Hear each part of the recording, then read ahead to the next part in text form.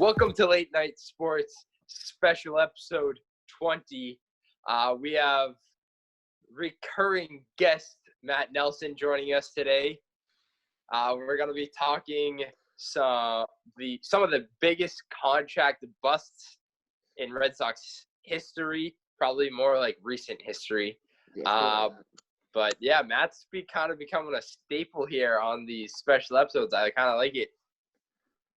I mean, there's a lot of different special topics to talk about. The all-time fantasy drafts are a blast. It was a pleasure winning the all-time Patriots draft. Yeah. It's not over yet. It is over now. It's been over for like 2 days. What are we talking about? I can make a few burner accounts get me to win in No, like the votes by are like Sunday. you can't vote anymore, John. The votes are like done. Oh, really? I set All it right. for a timer, so I made sure I Might be publicly able to rig the Twitter account to reset the vote. Yeah, I've actually Twitter account. I made sure I publicly put out my own Twitter account and vote for Matt just so we can get you the W. So you're welcome. And also, All right. I wanted to apologize before we start this episode. There will be no Late Night Sports episode 23 this week. If you can't notice already, my mic ain't here because it busted. So that's the reason why we don't have that out. But we'll have one next week. And we also have this episode and a little interview with Steve Peraklis coming out. Yeah. It'll be out before this, but Yep. you better watch that. Yeah. All right. So, Matt, you want to start us off with your number one? So there's a large toss-up for number one and certainly top three. But for somebody that grew up in my era, early 2000s, like the first memories I have that I can remember watching the 2003 and 2004 Red Sox. It's when the Red Sox got into a bidding war with the Yankees, the Rangers, and I believe the Mariners for this very hot prospect out of Japan named Daisuke Matsuzaka in 2006 and paid 51 point something million just to negotiate with him, and then gave him a 6-year contract worth $52 million. That was probably the worst 6 years for north of $100 million in Red Sox contract history. He gets number one. Yeah, I mean, he's kind of at the edge of me remembering stuff. So I'm kind of going. I don't have much memory, so I'm kind of just going based off baseball references. The same with you, Andrew? I remember the end of his career, so that puts to the fact that it wasn't the good part. The end of his career was shortly after the beginning of his career. It wasn't very long. Yeah. I mean, I'll give him credit that he had 2 decent seasons, and one of them was during a World Series win. So. Yeah. Okay. Yeah, I mean, he was not a huge ERA guy. I want to say that, put that lightly. His best was 2.9, which is a very good ERA. Only but I 1 year, mean, after that, his best was 4.4, which is pretty bad. Yeah. And then the few seasons in the 8s.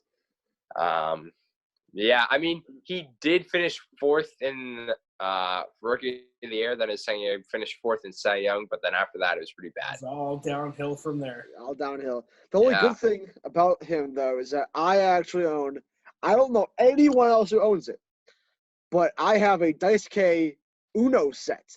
So if we're playing Uno, my cards are like gyro ball or something like that. Like all these pictures and stuff like that. The infamous gyro ball. Something else. All right. I'm gonna go next. I'm going Rusney Castillo. Oh. The king of AAA. Not even that. He isn't even that good in there. No, he's actually tearing it up in AAA. He's started the last 2 or 3 years. He's gotten very good. Yeah, he's the best AAA player ever. But yeah, the only one that can't believe it. Before we trash him and his performance, I respect his drive that he still lives north of Boston because he thinks he belongs at Fenway Park. Even Really? though he knows he's never going to get the call up, he still lives in Boston or in the Boston area because that's where he thinks he belongs. So he drives 50-plus miles through Boston to get to Pawtucket, 70 or 80 times a year. That is crazy. That is comical. That being said, Comical. he has the money to do so with this horrible contract. Yeah. Yeah. He's had pretty much only one full season, 2015. I remember him when he was coming up, he was supposed to be this huge prospect, huge guy. I remember he was pretty big, he was a big, huge build and stuff. But I mean, his full season, he had 253, on base percentage of 288. That's not good. Only 5 home runs, which I believe he was supposed to be this big power guy. If we go off of what the hopes were, it was going to be him, Yoan Moncada at second base, and more recently, Michael Chavis a couple of years ago as a rookie that was sent down to the minors due to a performance-enhancing drug situation. Yeah. But it was supposed to be Yoan Moncada and Rusney Castillo holding down, the infield and outfield respectively and leading the next era of Red Sox for the next 10 to 12 years. And then Moncada turned into a strikeout god in Chicago. Moncada turned into a strikeout god and was traded. The Red Sox – to Chicago. If we're ranking the worst trades in Red Sox history, it's got to be that trade for Chris Sale because we gave up 2 of the top 5 prospects in the organization for a guy who's now on the shelf for, if there is a season this season, and most likely all of next season as well from Tommy John surgery. Yeah, I'm not agreeing with you at all on that. I don't agree with you even for a second on that. Andrew and I debate this. We used to debate this all the time when we were back in the studio. I'm with you, Matt, on this. I think they're winning that World Series without him. Yep. You're so stupid. I think they are. You want me to name one pitcher who was more valuable in that World Series than Chris Sale was, Andrew? Oh, Mr. Double Tommy John himself, Nate Eovaldi. Or David Price as well, but Chris Sale is he's the reason how they won so many games in the regular season, man. That was one of his best seasons ever. It was, but I think they're winning that without him. That season he had a 2.11 ERA. You're talking smack on that? He had a fantastic season. He helped them win a lot of games. Don't get me wrong. I think the Red Sox were good enough to win the World Series without him. I agree. And I'm still with this take that I've had in the early days of late night sports. Red Sox should trade Chris Sale ASAP. See, I'm okay with that. I'm okay with saying trade him. I don't think it's going to happen because nobody's going to trade for a guy. Nobody wants him right now. He's making ridiculous money to be on the shelf for 2 years. Yeah. No, I completely I understand the fact of that you might not want him right now, but that trade was 100% worth it in my book. I don't see how you trade. First of all, Michael Kopech, the other player in that trade, has a 105-mile-an-hour fastball. If you give him time to develop his curveball, his changeup, any other junk ball, he has the potential to be a Chris Sale in the league. Mm-hmm. But they're in a win now. 105-mile-an-hour fastball. Hey, don't get me wrong. They were in a win now, and they went and won. I'm okay with that. Which makes me happy with the trade. I can't complain about the trade. It's a fine trade. I'm just yes, they won, but I mean that's okay. You gave up Moncada, the pitcher that you just said. Moncada's starting to turn it around. He's starting to become a good player. Yeah, don't get me wrong. He's a good player. But let's be honest. We have enough hitting on the Red Sox system. It'd be great. Right, it'd be great to have Moncada. Yeah, but Moncada yes, we do. He was also going to take over for Dustin Pedroia. Pedroia. But we have Chavis there now. We have Chavis. But this was before they drafted Chavis. Yeah, this was before that. Well, But- guess what? We have him now. Who cares? You said Yeah, a but- piss missile Also, was Chavis is a 50 natural miles third over the baseman. Green Monster. Chavis is a natural third baseman. He doesn't want to be playing in the middle of the diamond. Yeah, but There's I mean, no way he's playing third base. It's not yeah, going to not happen. over Devers. No way he's playing over Devers. That's not happening. Yep. Infield, at least, I mean, I like Mitch Moreland, but that might have to change. But the other three could be the best in baseball in like a year or two. And that's incredible infield. Yeah, but I mean, Moreland's a great first baseman. All right, we're kind of getting off topic here. All right, Andrew, let's see. give us your next bust. This bust. He's So we going talk about my Hanley. weight all the time. He's going. Oh, all right. We love talking about my weights. But this guy, no offense, but people called him Fat Pablo for a reason. It's Pablo Sandoval, man. 5 years, $95 million to play a combined 161 games, batting a great 237. Stupid. Smelly, Hold on. stinky. Nope. Hold on. Unlike our first two in Castillo and Daisuke, Pablo Sandoval was more than proven at the MLB level. He definitely was. Especially in the postseason. That He is correct. definitely So- was. I cannot fault the Red Sox for making this trade. Yes, he was a huge bust. He I sucked. did not like this guy in Boston, but at least he was proven at the big league level. All right, he was proven in San Francisco, came here and sucked. I don't That care. is the Yeah. definition. That is the textbook definition of swinging for the fences and whiffing. Yeah. It's absolutely terrible how bad he was for the Yeah. Red Sox. And of course, I'm looking at his stats right now. He had a respectable season last year in San Francisco, while we're still paying him like gajillion amount of dollars still at this point. It's insane. I remember, hate I think it Pablo was Sandoval. in the 2018 season, the last game, he had a walk-off home run that costed them the first overall spot. He did. Yeah. Yeah. Of course he freaking did. But our health teacher, Mrs. Daisy, like her sister-in-law or something, she, or someone that she knew, used to be the head of the Red Sox nutrition and isn't anymore.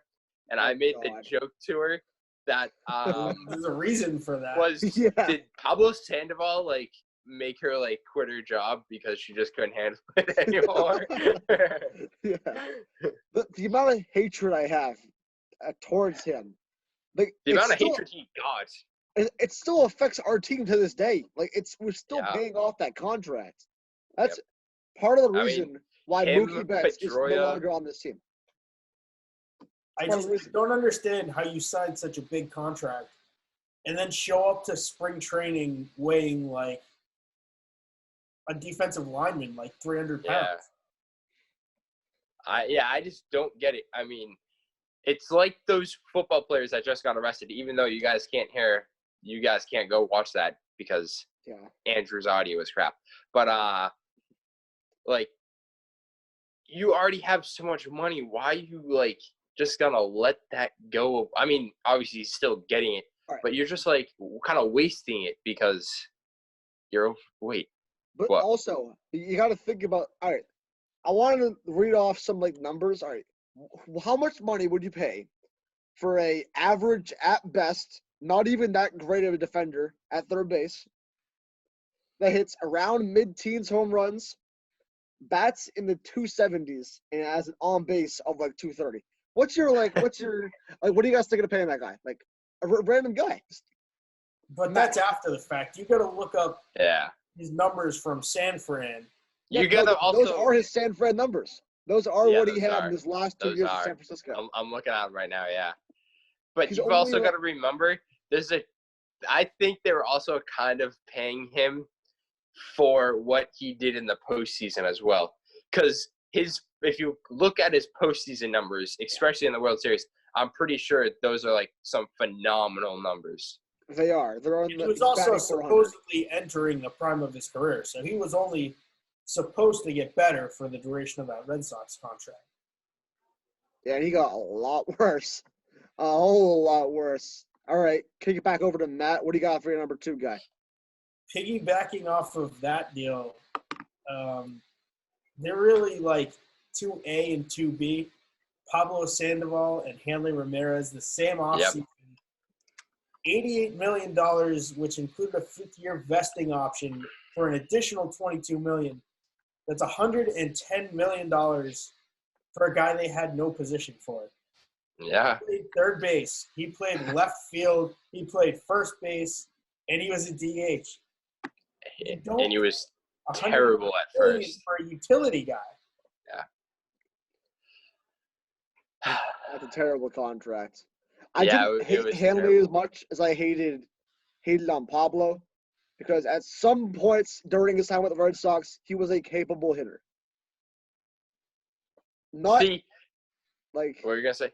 Like he's not much of a trash can as what Pablo Sandoval was.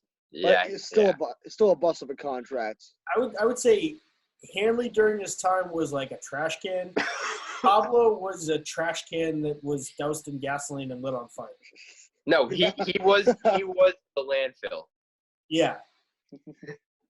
But like this offseason, like I remember, like this is like finally the offseason where like some New England sports team actually goes after like the big name guy. I was like so excited, and then it turns into this. Like, like it hurt. But yeah, I remember when he was like position hopping. He was playing like first base, sucked at first base, and they had Mitchell Moreland sitting there on the bench. At that time, he still is very good, but one of the best defensive first basemen, can scoop anything.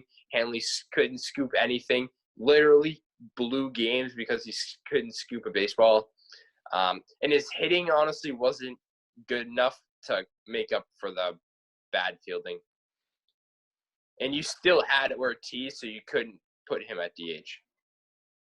Mm-hmm. Yeah, that was definitely the reason for the position hopping. It's almost like having 3 cars and then going out and buying a Lambo just to say you have a Lambo. Yeah. Like, you don't necessarily need the car. That's a good analogy. But you get to say Hanley Ramirez, take 2 on the Red Sox, was a part of a World Series, at least on paper. Yeah, I remember, like, I haven't thought about this in a while because I just don't want to remember about these years of the Red Sox. But I remember always thinking, like, this was a great – they had so many good hitters, but the lineup just didn't mesh together. Yeah, it just didn't work out. Not at all. Yeah. All right. So then my next guy is – oh, and one more thing. Hanley Ramirez could not run the bases to save his life.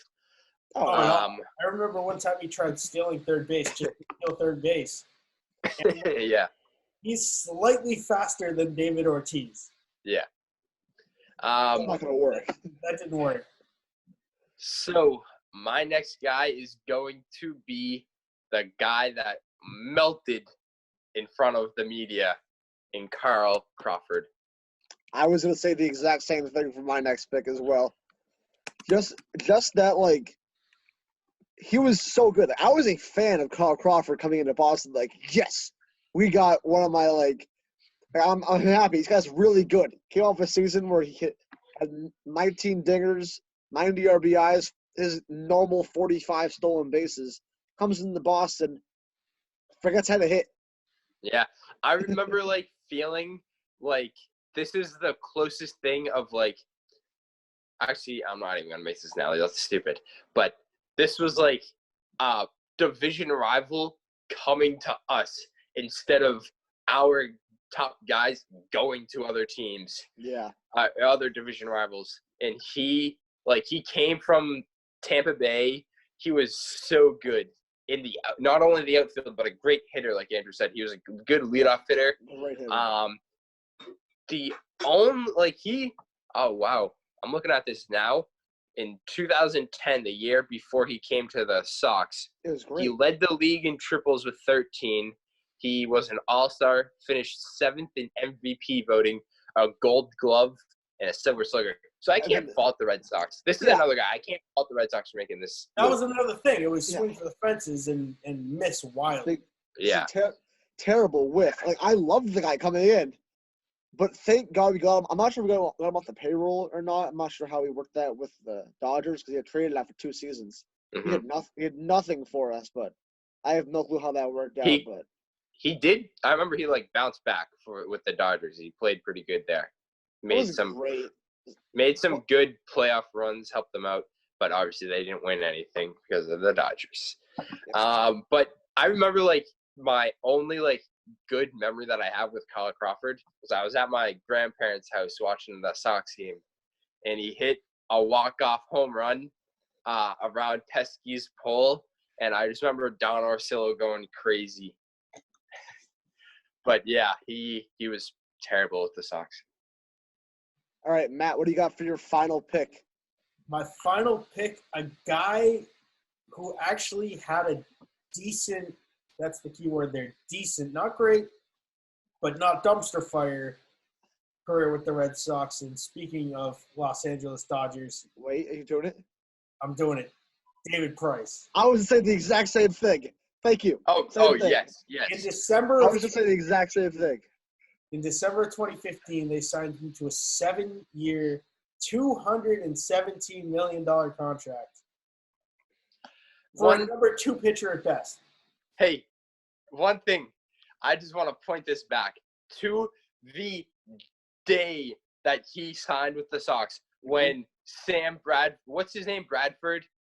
Something like that, yeah. Tweeted it out. I remember sending it. Remember that sports chat we had, Andrew, with Tommy Boyle, Bubba? Yeah. I trashed the Red Sox making this. Why would they sign this guy? He's a decent pitcher in the regular season, but once he gets to the postseason, he can't do anything. This is way too much money, way too many years. He proved me wrong. He did do something. He did something in the playoffs. I mean, you also already know what you're getting. The Tigers trashed his attitude. Yeah. Because he was all about David Price. But hold on, I got to get to the best part of this. The guy that fought me the hardest in that group chat was Andrew. It was me. It was me. Andrew, eat your words. No, I'm completely eating my words. I was going to bring it up. I was about to say, that was when we first signed him. What was that? 16. All right. I didn't understand the money of baseball really that much. I was just more of a happy the baseball fan and be like, we just got David Price. Like he was so nasty the years before this. I was like, this is a crazy good signing. But now looking at the money and now where we're at now as a team, I understand the money aspect of baseball. This is horrid. This is so bad. Yeah. I will remember David Price's Red Sox tenure for 2 things. Number 1, picking a fight with Dennis Eckersley on the team playing. And number 2, missing a month and a half of the season because he had carpal tunnel from playing Fortnite. He's a nasty Fortnite player. I'll give him credit. I mean, why doesn't Fortnite sign him to a 7-year, $217 million deal? Be their ambassador. Yeah. Save the Red Sox some money. But now I'm looking at it. I mean, you're never gonna convince me that he was ever worth this much money. But in 2015, he did just come off leading the league in ERA with a 2.45. Led the league with ERA plus, which I don't care how many times my dad explains that to me. I'll never understand that. He was an all-star, came in second in the Cy Young, and finished 9th in MVP voting. So, I mean, I can't fault the Red Sox for signing him, but I can definitely fault them for signing him for 7 years, most money on the planet. Exactly. I would say, I understand what you're saying, yeah. I can't fault them for wanting him, but the price is just way too high. Get the price? But Like, for a number 2 pitcher at best, like yeah, if you're giving your ace that kind of money, not even. fine. But that's a lot for David Price. Honestly, not even the number 2 guy at some points. He's number 3 guy at some points as well. There was at points where I would consider Evaldi or Erod better than this guy.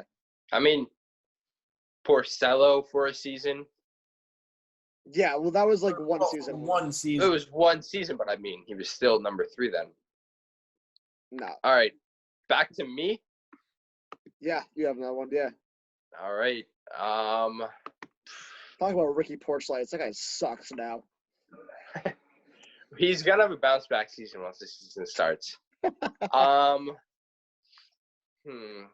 his Mets. Oh, okay. Choices.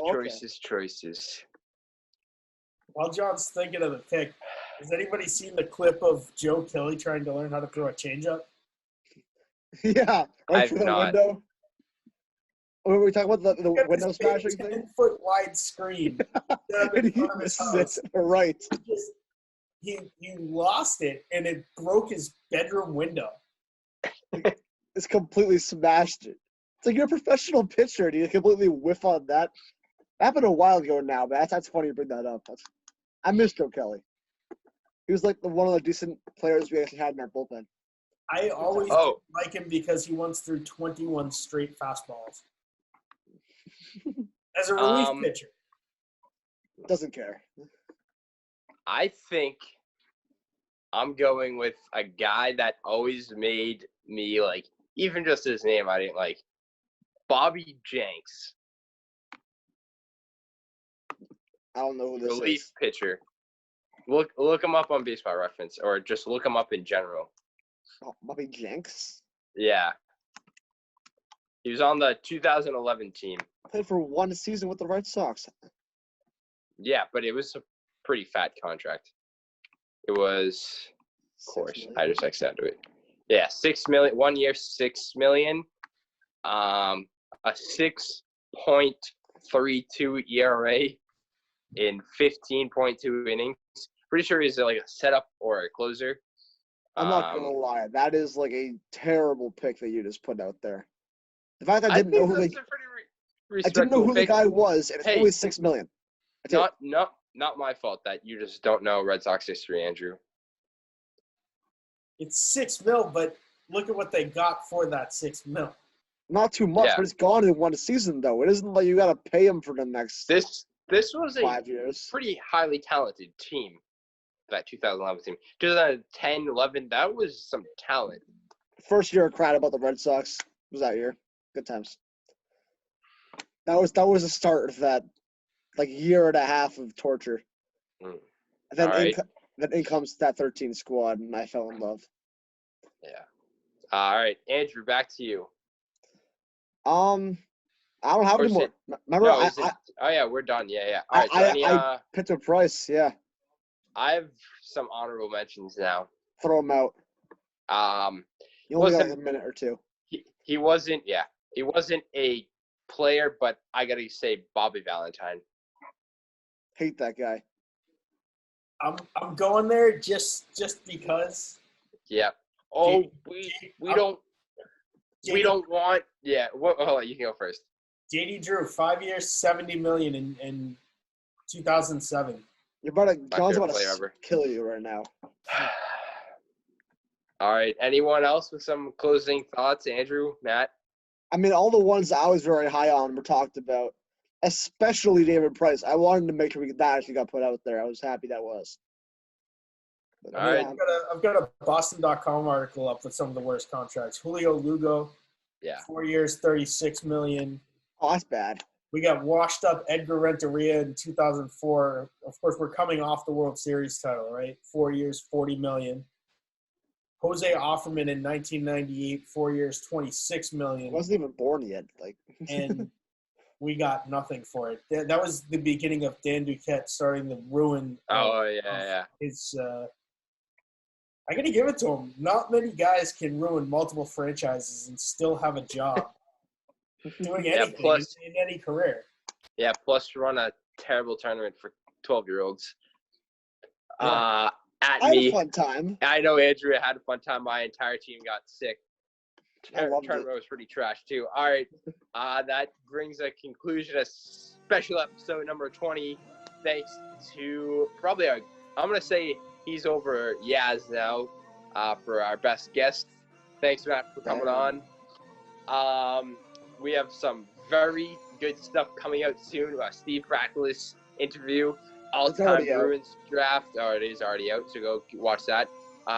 Be sure to smash that subscribe button. Give this video a like. And until next time, peace. See ya.